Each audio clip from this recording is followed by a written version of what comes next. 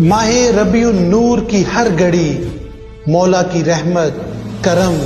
اور عطا سے بھری ہوئی ہے۔ اس ماہ میں کسی کو محروم تمنا نہیں رکھا جاتا، اور اس ماہ مقدس میں صرف نبی یا رسول کی آمد نہیں بلکہ محبوب رب العالمین کی آمد ہے، مقصود کائنات کی آمد ہے، جانے جانا کی آمد ہے کہ جس کی خاطر اللہ پاک نے ساری کائنات کو سجایا۔ تو ہمیں چاہیے کہ سجدہ شکر بجا لاتے ہوئے اپنے مولا کا اس احسان پہ شکر بجا لائیں کہ مولا تیرا شکر ہے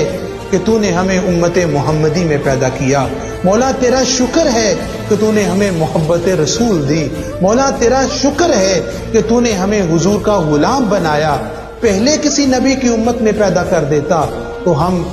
ہمارا نہ کوئی شکوہ تھا نہ کچھ شکایت تھی، بس یہ اس کا کرم ہے، اور اس کرم پر جتنا بھی شکر ادا کریں وہ کم ہے۔ اور شکر ادا کرنے کا ایک ذریعہ یہ بھی ہے کہ حضور کا ذکر کثرت سے کیا جائے، اور حضور کے جشن پہ خوشی کا اس طرح اظہار کیا جائے کہ چہار دانگے عالم کو پتہ چل جائے کہ محبوب کائنات کی آمد